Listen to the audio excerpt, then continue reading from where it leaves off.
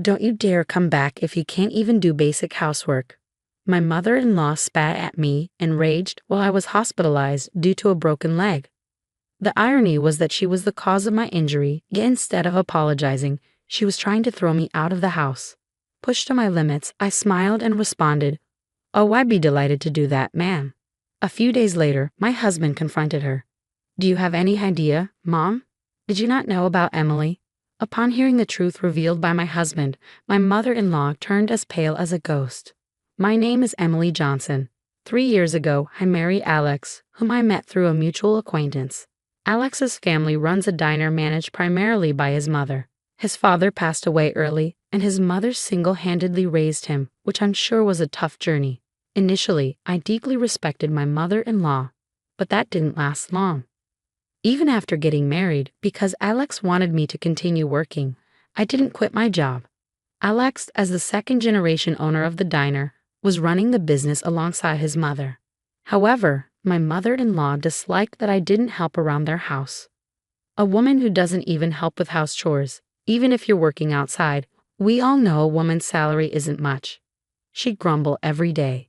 Soon, her constant complaining escalated to harassment. "You don't do chores at all," she'd complain, and when I managed to squeeze in some time for house chores, she'd criticize, "You're not doing it properly at all. Do you even care?" Even though I thought I was doing a decent job, it was never good enough for her. She'd berate me, calling me a useless wife who can't do housework, and at times she would lecture me for hours. Her harassment intensified, and my stress kept building up. When I tried talking to Alex about it, he said, "It's between you two, right? Don't drag me into this, staying out of it." Then one day, an incident broke out.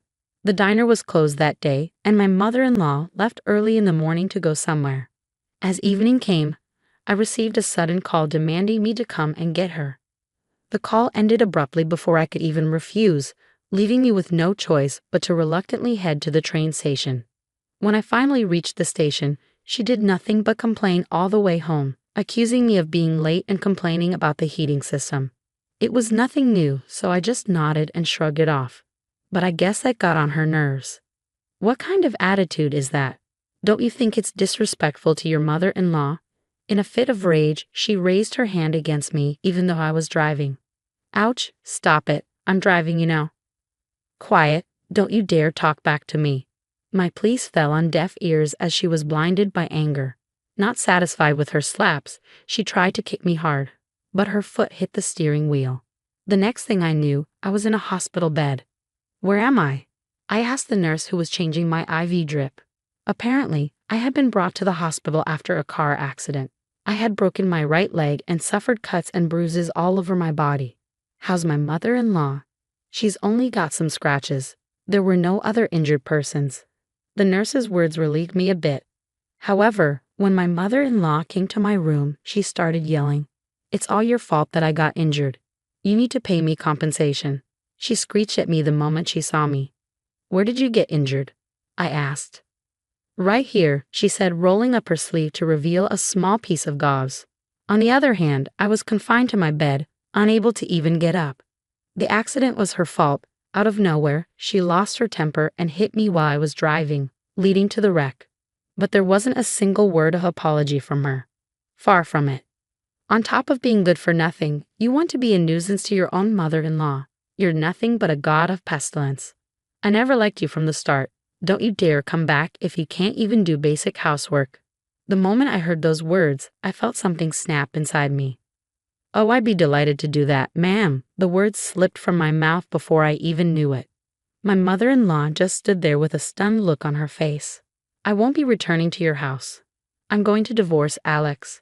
"Thank you for everything until now," I said, bowing slightly. My mother-in-law was jolted back to reality. "Oh, how unusual for you to listen for once.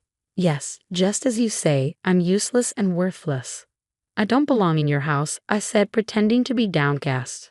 My mother-in-law left the hospital room saying, "Oh, I see," unable to say anything further. Even after that, my mother-in-law kept coming to my hospital room and complaining, "You'll end up on the streets if you can't come back to our house. It'll be too late to regret it then." Yes, you're right. It would have been better if you had done this sooner. You're absolutely right. Are you listening? While my mother-in-law kept complaining, I was casually ignoring her and sitting on my phone. This happened several times. A week after I was admitted to the hospital, my mother-in-law came to my room to complain as usual. Just as I was ignoring her as usual, my pale-faced husband Alex burst in. "Oh, it's unusual for you to visit. What changed your mind?" "What on earth is this?" Alex asked, holding a divorce paper with my details already filled in. "Oh, Dad, I asked my family to mail it. I'm glad it arrived just fine," I replied. "Why all of a sudden?" Alex asked. I relayed to my husband what my mother-in-law had told me. "And to think, Mom, did you not know Emily earns way more than I do?" My husband turned pale as he asked this in a shaky voice. "Yes, I've been working for a large corporation since before we got married. I've diligently worked and achieved decent results," I explained. "So I hold a fairly high position now. My salary reflects the toughness of the job and is, as my husband put it, quite substantial. But she doesn't look like she earns that much, does she? She always wears the same sort of clothes," my mother-in-law interjected. "That's because Emily has been spending her money on our diner," Alex explained. This was true. The diner my mother-in-law runs was on the brink of bankruptcy.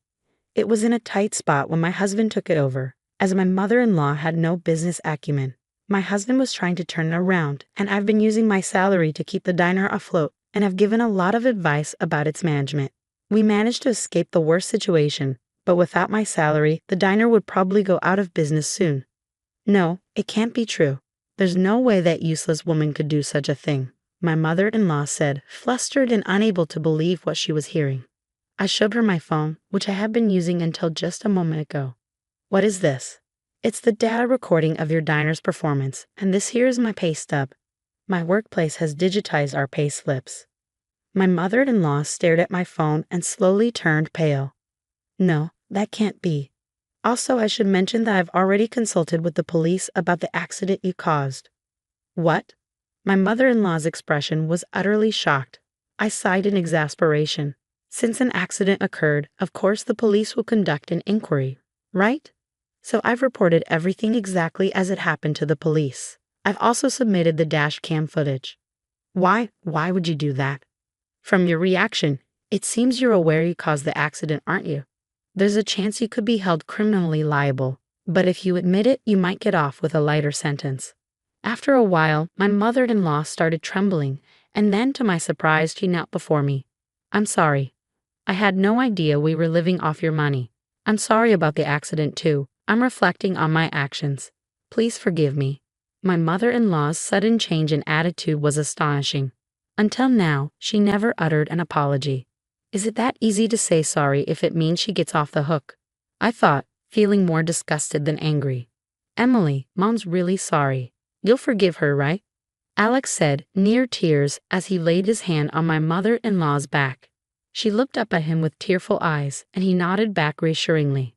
Watching them trying to garner sympathy, I felt nothing but cold resolve. "What are you saying? I will never forgive you guys," I stated firmly. "Huh?" Alex looked taken aback. "Isn't it obvious? Actually, I intended to divorce you even before this mess with your mom. Even when I was seriously injured and hospitalized, you never visited me. You spent my salary without a shred of gratitude. I've been fed up with you for a while now." "What?" Alex's face fell. "There's no benefit for me in staying married to you. In fact, you're only bringing me down. That's why I'm divorcing you."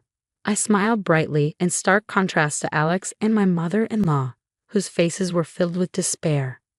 There was some fuss afterward with Alex throwing a tantrum, but once I mentioned getting a lawyer involved, he quickly signed the divorce papers. He should have just signed them without making such a fuss. I thought I couldn't be more disappointed in him, but the regret of marrying him cut deep. Once they lost my support, their family diner quickly faced operational issues. It shut down in no time, leaving Alex and my mother-in-law in a poor state. My mother-in-law had said she would be left out on the streets, and that's exactly what happened. But it seems they were the ones in that predicament. They sold off the diner for peanuts and moved to a rundown apartment. Having no work experience outside the diner, they could only find low-paying jobs, barely making ends meet. By the way, it turned out that my mother-in-law had lied about losing her husband at a young age. She was quite a player, and her fed-up husband had filed for divorce and left her. Even on the day of the accident, she was out gallivanting with a man. I found out these details from a police officer who was investigating the accident. I have nothing but gratitude for the police who kept up the investigation. My mother-in-law will probably be charged with some crime at some point. Already living a miserable life, if they end up in police custody, they would surely face ruin.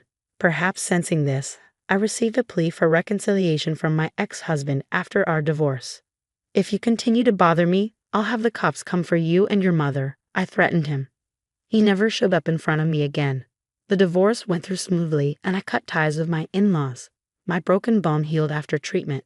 Currently, I'm working hard while still recovering from my injury. I had been using my salary for my in-laws' diner before, so I had almost no money left for myself. But it's different now. Working for myself and being able to spend money only on myself, I had no idea how much happiness this would bring. I'm thinking of valuing myself more, and if I can find a partner who values me, I'm considering getting remarried.